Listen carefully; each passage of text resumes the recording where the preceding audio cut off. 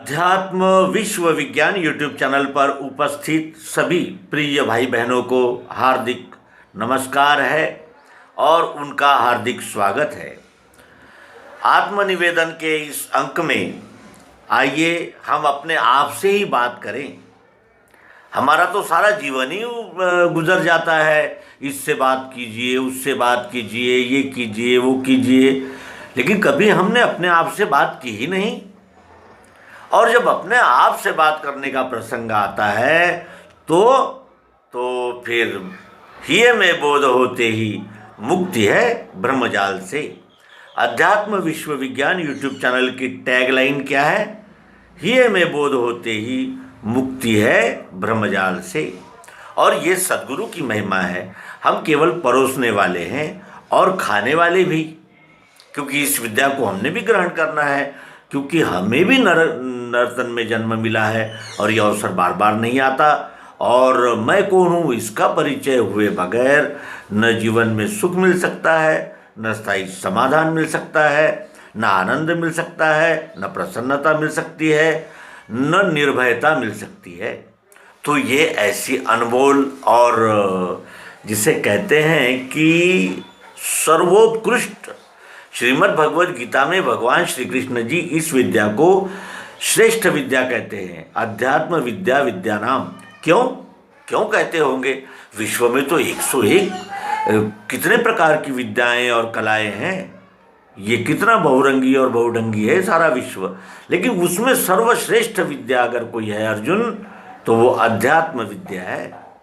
अध्यात्म विद्या जो सभी विद्याओं में श्रेष्ठ है। क्यों? क्योंकि सभी विद्याएं केवल, यानी कहने का आशय कि बाहर प्रवृत्त करती है, और वो दिव्य दृष्टि, दिव्य चक्षु, वो आंखें मनुष्य को स्वयं से परिचित कराती है। मैं कौन हूँ इसका खुलासा हुए बगैर जीवन में प्रसन्नता नहीं आ सकती। और उसमें भी कुछ हम जैसे भी हैं, गुरु जी बन बैठे हैं, और वो गुरु जी है और फिर उनके शिष्य है, और वो चढ़ावा है, चढ़ोतरी है, चौका है, आरती है, अनेक प्रकार की अनेक बातें। लेकिन उसके लिए सद्गुरु एक कहानी सुनाते हैं। आइए आज उस सद्गुरु बोध के लिए ही बात करते हैं। सद्गुरु का यानी उद्देश्य यही होता है कि जो विद्या हमने पाई और बहुत परिश्रम से पाई, वो विद्या सरलतापूर्वक सभी जन तक जाए, उसके प्रकाश में व्यवहार होने लगे, जिससे आप सहित सबको सुख मिले। ये अवतार कार्य सद्गुरु करते हैं। तो वो एक कथा बताते हैं बोध के लिए कि एक ऋषि एक वन में तपस्या कर रहे थे। तो उनके मन में ये इच्छा हो गई कि हर यानी सप्ताह एक बहेलिया आता है और इन पंछियों को पिंजरे में बंद करके ले जाता है और बाज़ार में बेच देता है। फिर बाज़ार में जो लोग खरीदते हैं वो इनको काट कर इनका मांस खा जाते हैं। ऋषि के मन में दया निर्माण हुई और उन्होंने पक्षियों की भाषा सीख ली। अब ये रूपक है, ये सत्य नहीं है, ये दृष्टांत है।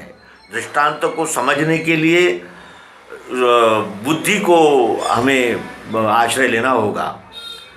तो ऋषि ने पक्षियों की भाषा सीख ली और वो पक्षियों को सिखाने लगे कि बहेलिया आता है, जाल बिछाता है, जाल में दाना डालता है, दाना खाना नहीं, जाल में जाना नहीं।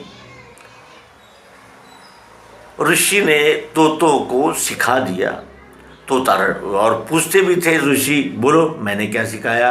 तो तोते कहते थे कि आपने कहा कि बहेलिया आता है, दाना डालता है, जाल फैलाता है, और दाना खाना नहीं, जाल में जाना नहीं। कविता की तरह उन्होंने रट लिया। बहेलिया आया, जाल बिछाया, दाने डाले, और ये सारे पंछी उस जाल में, उस दाने के लोभ में फंस गए। बहेलिए ने पकड़ लिए। बहेलिए ने जब पकड़े तो उतने में ही वो स्नान करके ऋषि पर वापस आ रहे थे, और उन्होंने उन तोतों से पूछा कि मैंने आपको क्या कहा था? क्या कहा था, तो वो तोते जैसा सिखाया गया था वैसा ही बोलने लगे।